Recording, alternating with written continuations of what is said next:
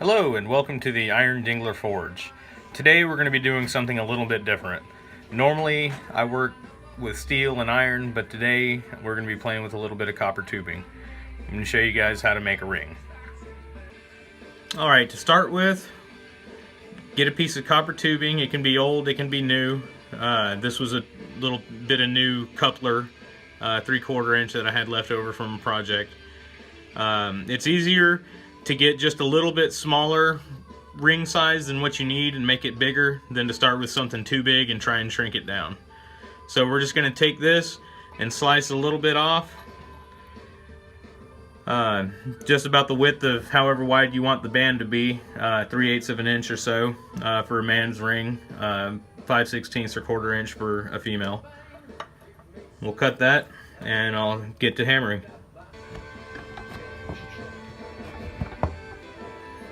Alright, now that you've cut your ring out, you can see the inside is fairly jagged.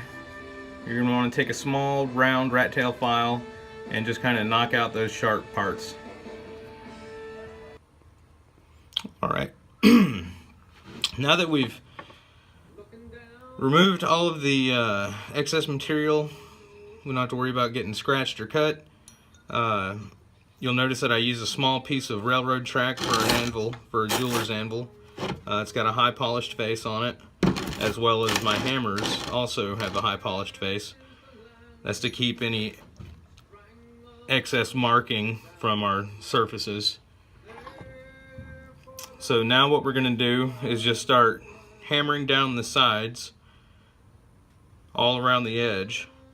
We're going to do it at about a 45 and just try and slice off the edge of that and get it to kind of mushroom outward on our first pass. And then once we make it all the way around, we're going to start and we're just going to kind of go with a flat hit to try and take care of the ridge on the inside, hammer it down a bit.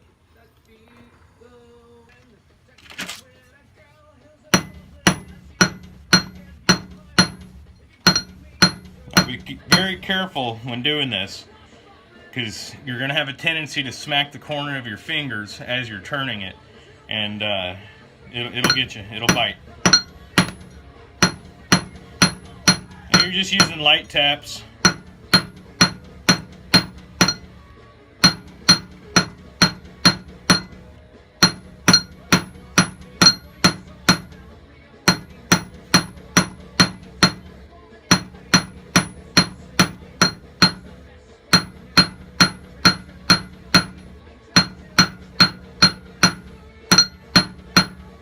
Alright, you can already see that little edge starting to build on that one side.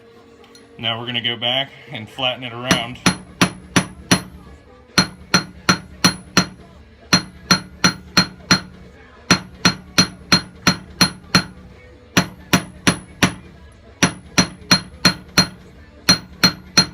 Alright.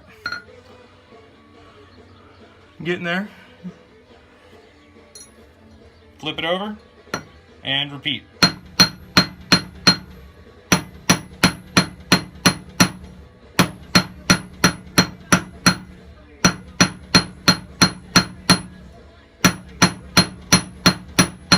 Woo! Caught my finger. Good God.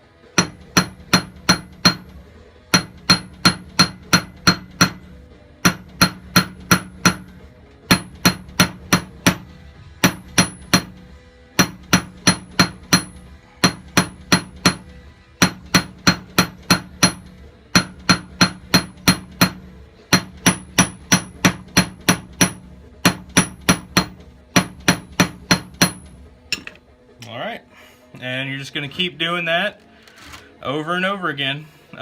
You will start to get a slight ridge building on the inner side of the ring, and the way I solve that is I have this little pointy chunk of metal. I just slide it over there and then slide it into the vise.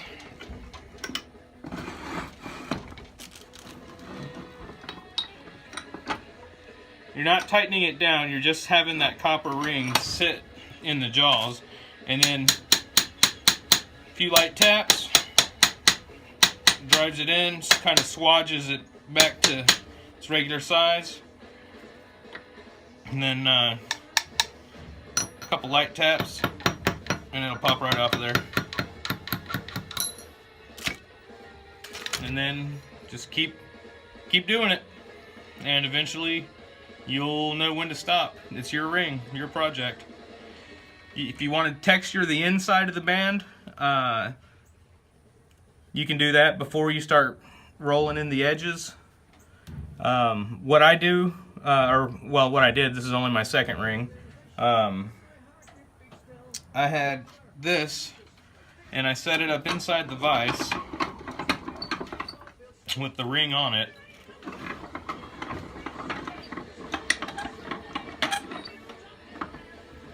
That way, I had an anvil on the inside striking surface of that ring so that I could support it for doing some small punch work that I did. And I don't know where the punch is, but whatever punch you want to use just for texturing the surface, just roll it right there on top. You've got that support, and then just start tapping in your decoration. Move it around, tap it, move it around, tap it. Just depends on how far you want to go with it.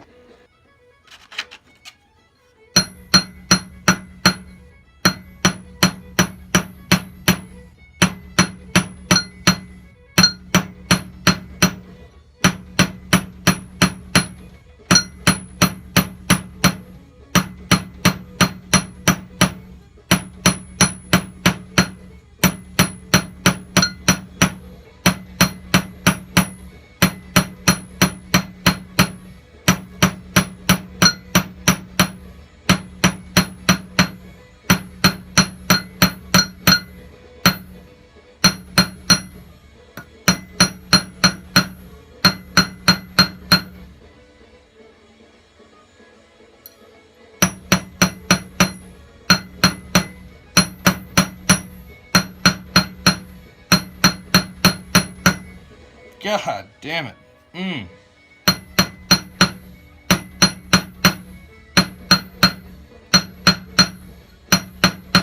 Now, I'm sure there are some kind of specialized little tools that you can get that would hold this perfect and lock it in somehow, but you know, I'm not a jeweler. I'm a blacksmith. I don't ever work with little tiny things I can touch with my fingers. I always have it with a pair of tongs.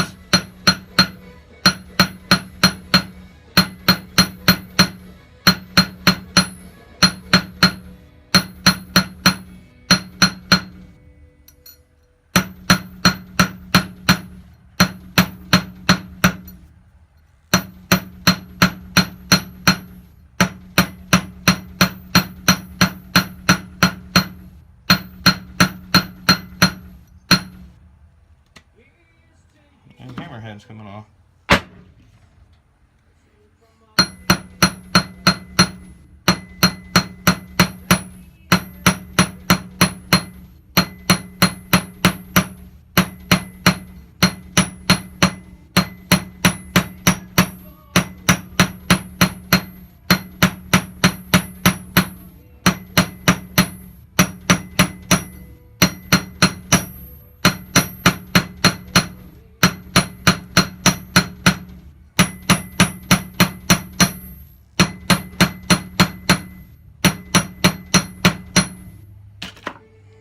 Alright, more and more ridge each time you do it. That's what you're wanting. Alright, so continuing to hammer the edges to kind of give that nice finished edge right there. If you feel from the back side, the inside of the band, you can feel that it's kind of dimpled. And that's from where, rather than the edges bending, it bent in the middle. So I'm going to have to throw that on that little mandrel thing in the vise and kind of even that all back out.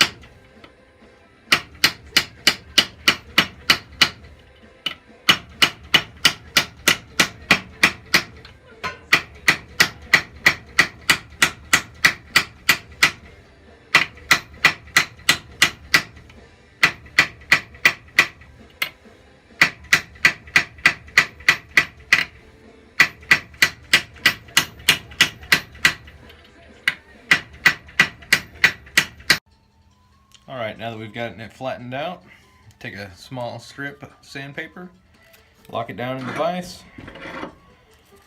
and just use it on the inside. Take care of any burrs, help smooth off those edges. Don't want anybody getting accidentally cut or nicked while we're in the ring, that's for sure.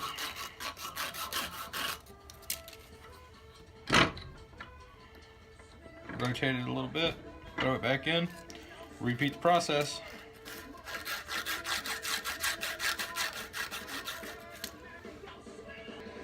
Now you can also take a little bit in your finger and get in there and really get inside of that curve and smooth things out.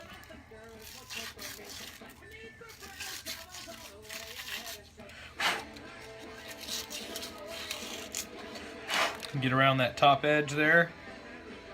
Make sure it's not got any burrs. I'm just trying to smooth everything off at this point. And then what we're going to do, take the wire brush in your finger, just run over it with the wire brush. It's going to knock out any of the material that may have picked up off of the hammer face or off of the anvil face. Just rotate it, give it a good brushing. Alright, now that that's done, just going to take it over to the buffer and buff it up. Alright, there's our finished ring, polished up on the buffer. It's got some awesome faceted edges. The inside remains relatively clean. Some hammer marks though. But it came out pretty good. A little big for me. Make a nice thumb ring if you're into that sort of thing. Thank you for watching the Iron Dingler Forge. I hope to have more videos for you in the future.